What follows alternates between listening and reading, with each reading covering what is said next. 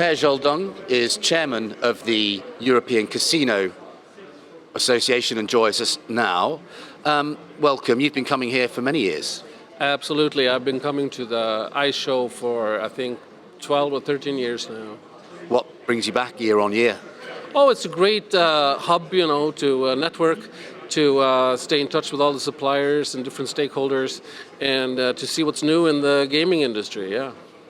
From a European focus, what impact will regulatory changes have in Europe this year on casino operators? Well, we just heard from the union, that it's clear now that there will be no harmonization across Europe with the gambling regulations. So it will be the principle of subsidiarity will stay strong, which we are happy to hear. But there are some things that we know they work on now. It's a Digital Services Act, for example, that will be delivered, and we'll see what the content will be there. There's also work going on with the anti-money laundering directives. We'll see if that's going to turn into regulation or not. But we're following the different developments in the EU institutions and staying in good contact there, contributing in every way we can. And what sort of impact is Brexit going to have on the industry?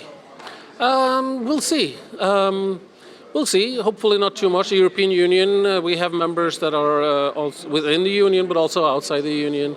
So the UK is very welcome to stay on working for sustainable casino industry also in the future. How can the European casino industry protect itself from harder regulations and work closely together?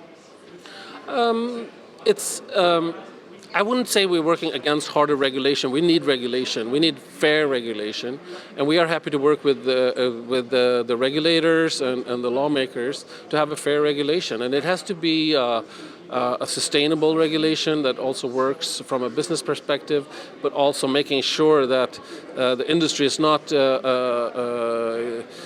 on the bad news sections. And to prevent that, we need a fair and good regulation. And how can casinos develop the right mix to compete with a world of experience? Well, it all depends on the country, it depends on the city and the demand in the particular country to see how can the land-based casino in that region attract customers and stay relevant for the customers.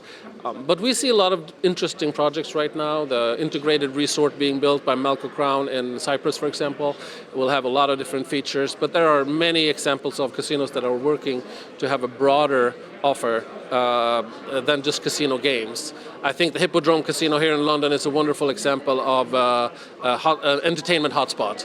And I think that's towards that a lot of countries are moving right now. Well, you mentioned that as one of the big opportunities. Where are the next big opportunities in developing markets? Well, we see that there are very interesting developments out east.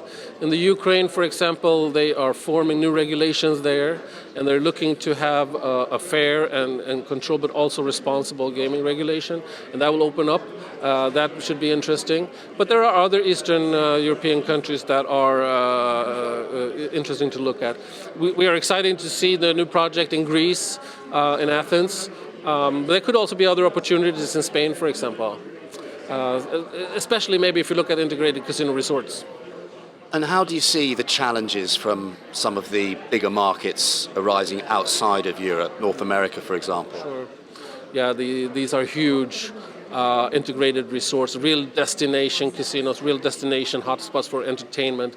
Las Vegas, for example. I don't think there's anything in Europe that will be able to compete with that, but it's very far away. So creating some kinds of mini Las Vegas is close to you as customers is what we're looking for here in Europe. But the most important thing, I think, for the land-based industry right now is to make sure that we don't end up in the bad news sections like we have been for all kinds of reasons. We need to look at our sustainability programs and make sure that we do good. Well, thank you very much indeed for joining us today. Thank you.